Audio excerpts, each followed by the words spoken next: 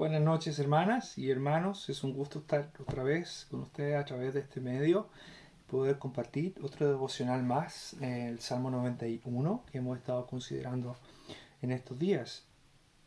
Hemos estado avanzando ya hasta el versículo 6 y hoy día veremos el versículo 7 y 8. Ayer considerábamos los versículos 5 y 6 y hablamos de cómo el mensaje del salmista se enfoca en que aquel que habita la sombra del Altísimo, aquel que hace del Todopoderoso su morada y está a su sombra pernoctando, entonces va a ser eh, librado del temor de aquello que es desconocido, temor de aquello que es poderoso, temor de aquello que puede afectar la vida, quitarnos la vida, si quieres decirlo de esa manera. Decíamos que las palabras de los versículos 5 y 6 se asocian con probablemente enfermedades y las enfermedades se asociaban en la cultura antigua, en, la, en el contexto cultural del salmista y de las personas que vivían en esa época, eh, se asociaban con la actividad demoníaca. Habían muchos dioses, muchos demonios que incluso tenían nombres y se asociaban a ciertas enfermedades, se asociaban particularmente a ciertas acciones. Y la Septuaginta, por ejemplo, así lo entiende cuando traduce el versículo 6, al final del versículo 6, nuestra Biblia dice, ni mortandad que en medio del día destruya. La Septuaginta derechamente lo traduce como ni de las desgracias y del demonio del mediodía. Los traductores de la Septuaginta interpretaron así los versículos. Lo importante es recordar que lo que el salmista está diciendo es que aquel que pone su confianza en Dios puede estar tranquilo y tener paz y aún no temer de aquello que es desconocido, aquello que es poderoso, aquello que nos hace absolutamente incapaces, impotentes. Muy parecido a la situación de hoy, donde hay un mundo que sigue sin encontrar un remedio. Humanamente hablando, no hay una solución, no hay una vacuna, no hay algo que pueda eh, detener el avance de este virus. El temor puede invadir el corazón nuestro, ¿verdad? Y el Señor dice, no tendrás temor del terror nocturno, del terror de la noche. Hoy día vamos a ver el versículo 7 y 8, donde el salmista dice, caerán a tu lado 1000 y 10.000 a tu diestra, mas a ti no llegará.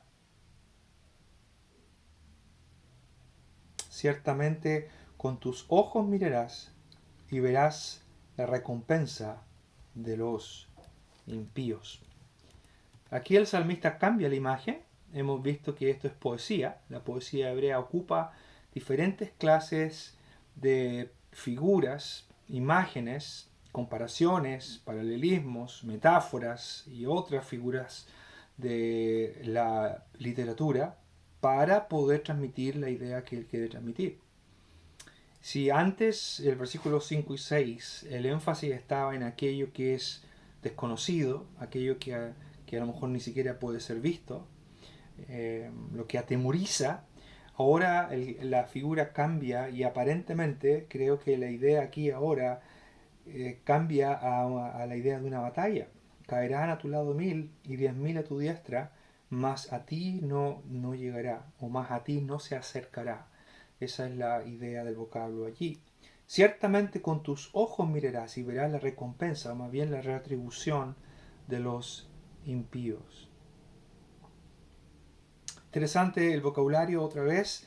Y la diferencia está en que ahora, si la imagen corresponde a un campo de batalla, entonces aquel que confía en Dios está en una situación peligrosa, claramente, donde sus enemigos pueden ser vistos, uno lo puede ver, sabe quiénes son, pero es absolutamente, eh, es algo que le sobrepasa absolutamente.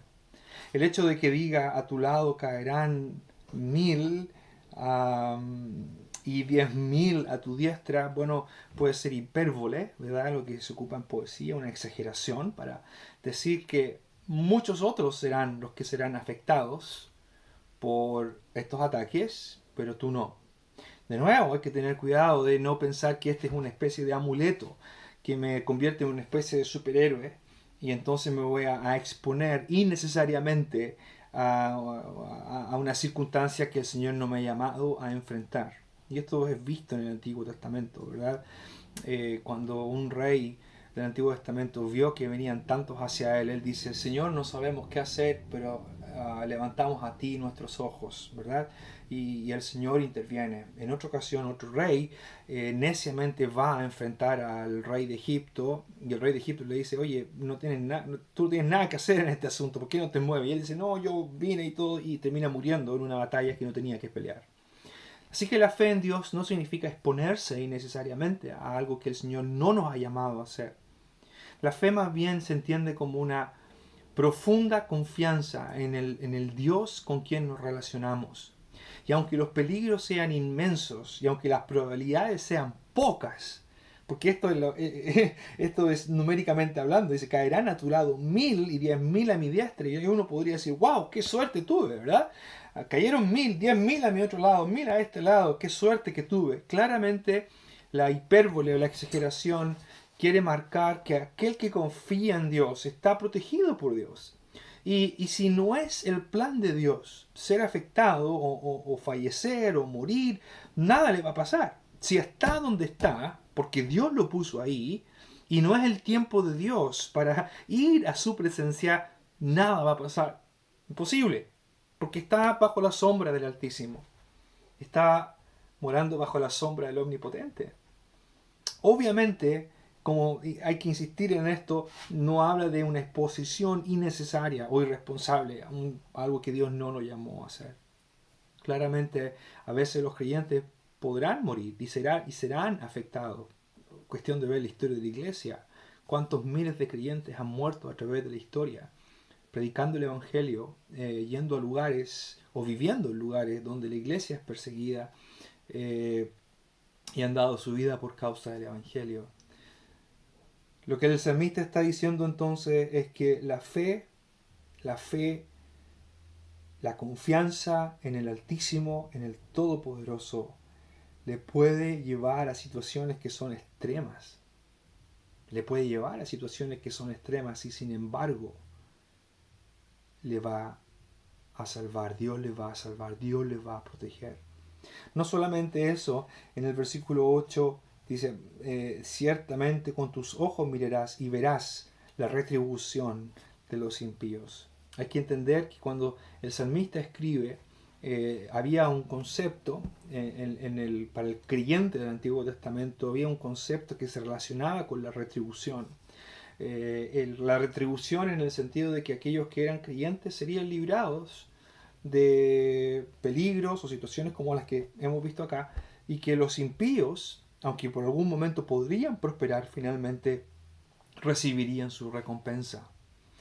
Pensaba en el ejemplo de David y Abigail y el esposo Nabal, que intenta hacer mal a David, ¿verdad? O más bien rehúsa ayudar a David, y David quiere tomar venganza y Abigail lo detiene y dice, no hagas nada. Y finalmente Dios toma el control del asunto y finalmente Nabal muere. Y David dice, bendito sea el Señor que me libró de hacer mal, etcétera, etcétera.